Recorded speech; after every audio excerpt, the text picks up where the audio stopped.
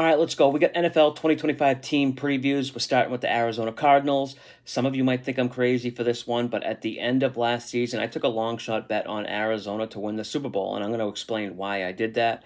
But before I do, if you want access to all the team previews early, the second I upload them, they're going to be posted on my original channel, Live Dog Lefty. The pinned comment below this video will have the link to that channel. Eventually, I'm going to stop posting on this channel altogether and will only be posting on the Live Dog Lefty channel. So click that link in the pinned comment below. Make sure to follow me on that channel. Hit the notification bell so you don't miss any uploads. Enough with all that. Now, Arizona Cardinals are a team I'm high on, relatively speaking, to their season projections and win total.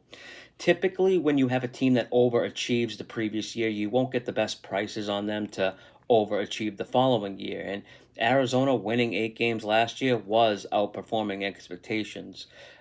Keep in mind they only won 4 games the year prior to last, so they doubled up their wins, and they did it against a pretty brutal schedule. The Cardinals faced an overall top 5 toughest schedule last season.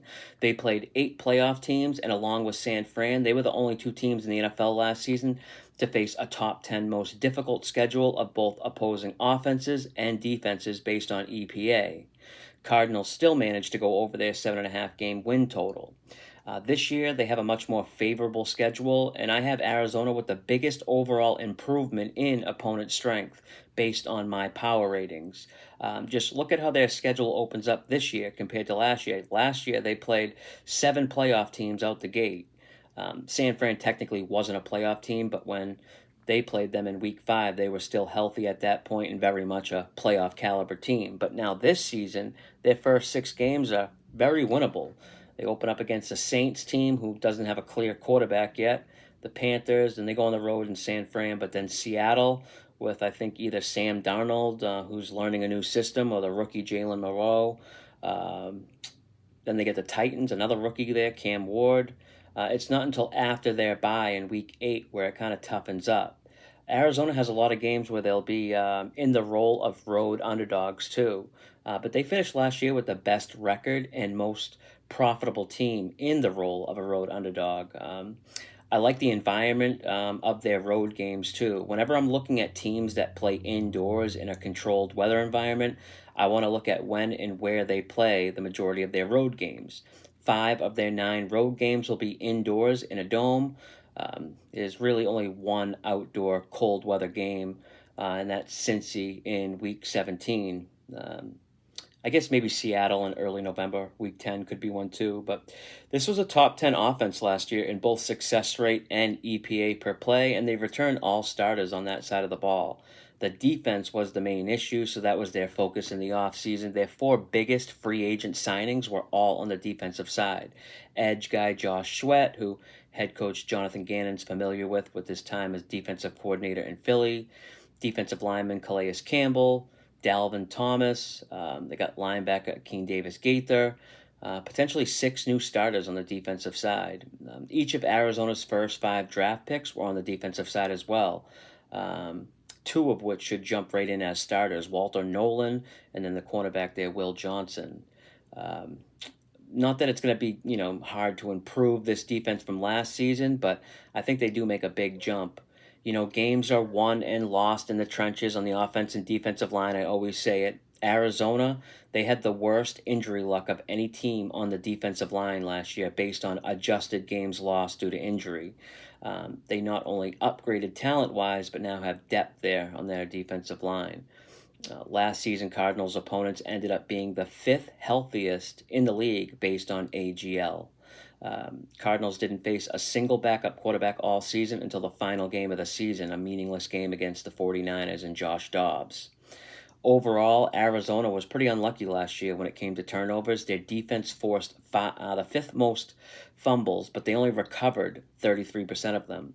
And I talk a lot about turnovers and how closely they correlate to winning games. Well, turnovers are magnified in close games. A turnover in a 20-point game means a lot less than if the same turnover happens in a 3-point game. Arizona had the 2nd highest turnover rate in the 4th quarter of close games. Defense only forced 2 turnovers in the second half of those single-score games. As you can tell, I really like the upside with Arizona. And like I said in the intro, I did bet them to win the Super Bowl back in March at plus 6,600 odds. Now, do I think they actually win the Super Bowl? No, but at plus 6,600 odds, I think it's a little too high. And that's really the only thing I'm considering when making future bets. I'm not trying to predict the future or what will happen throughout an entire 17-game season. That's just way too hard to do. There's a bunch of teams that I think have a better chance than Arizona to actually win the Super Bowl. KC, Buffalo, Green Bay, a couple more, but the prices seem fair on those teams. I don't think plus 6,600 is still available on Arizona. Best I've seen recently is plus 600, plus 6,000, I should say.